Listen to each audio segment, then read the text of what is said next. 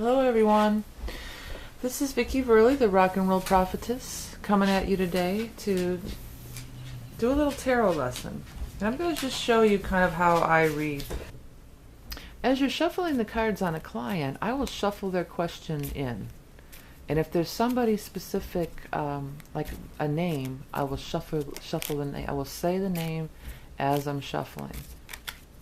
Okay, so I use the Hanson Roberts. I've used it for years. This is my client deck, and I've gone through many of these over the years. This is a relatively new one because I'm doing more astrology now, not so much tarot, but I did read tarot for years and years and years.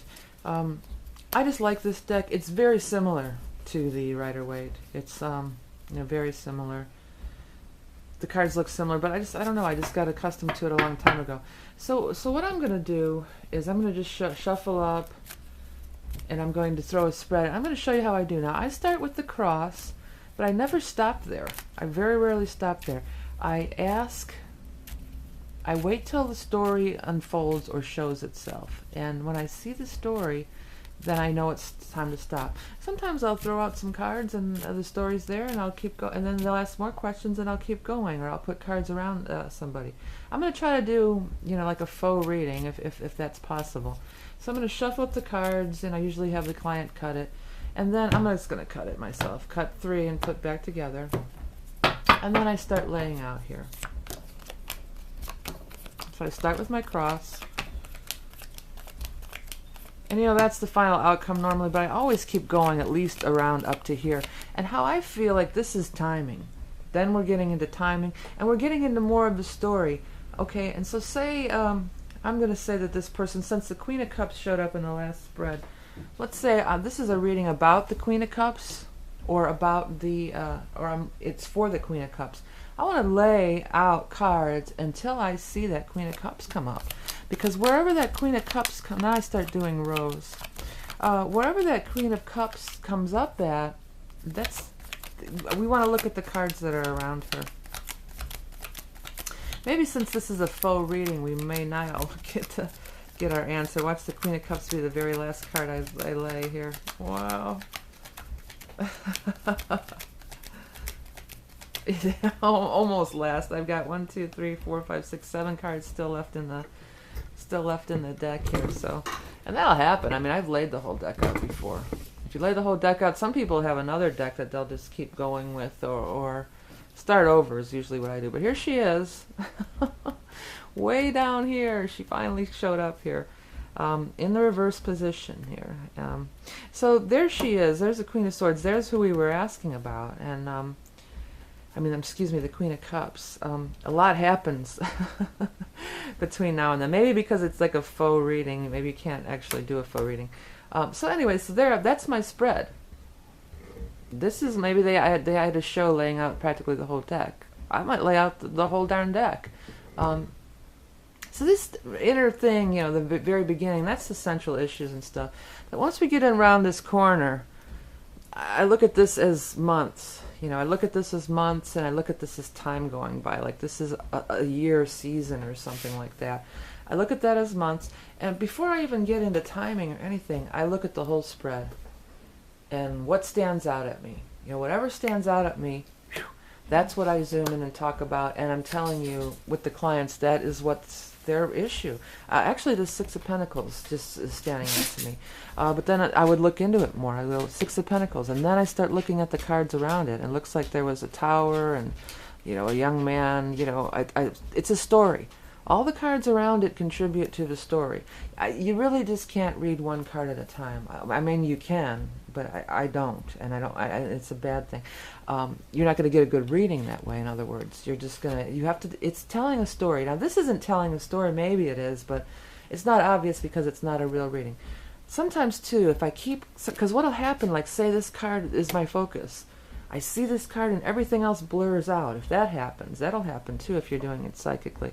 So then I'll pick this card up and I'll look at it. And I'll start looking at it. What's standing out to me? Well, the feather on the hat.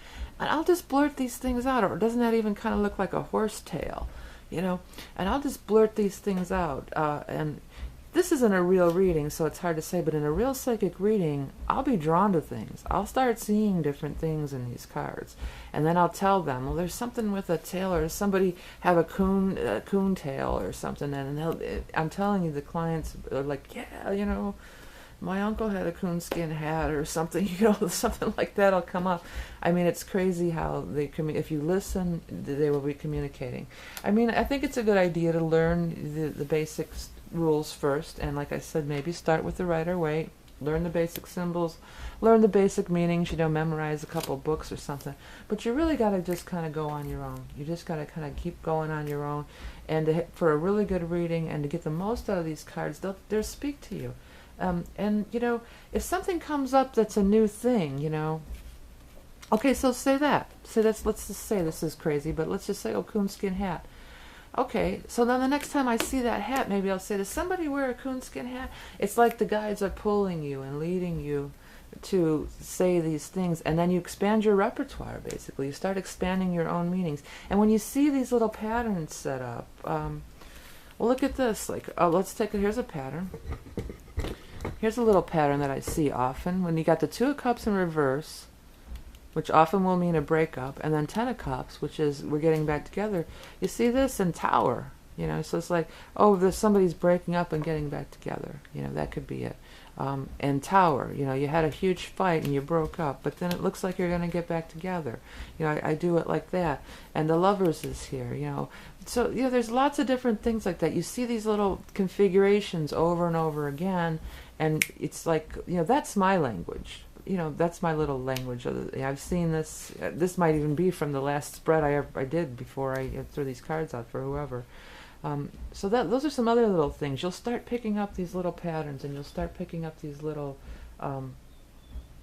things that you can recognize right away. The first time you do it, it may seem way out there and crazy. Oh, a coonskin hat. What the? You're like, who wears coonskin hats? It's like, don't stop yourself from saying it. Because 9 out of 10 times, it's something new. And if you think it is, then do it. And then here's another thing, too. When you see these patterns like this, and you know what it is, after a while, it's just like, bam. Okay, break up, get back together. Okay, bam, you didn't get the job. Ace of Pentacles in reverse, And then they're saying, oh, no, it's this. You'll stick to your guns because you see this pattern and you know it. And I'll tell you again, 9 out of 10 times, the next time you see that client, they're like, you told me that thing, well, you were right, and then blah, blah, blah. So stick to your guns. Once you've recognized some of these different patterns that'll show up for you time and time and time again, you start to get a repertoire, and you start to build your own catalog of meanings. And it's what it is. It's your guides coming in and showing you their way of communicating with you and their symbols and everything.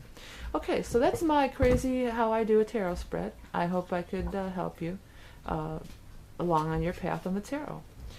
Remember, you are love and beauty incarnate. Till next time.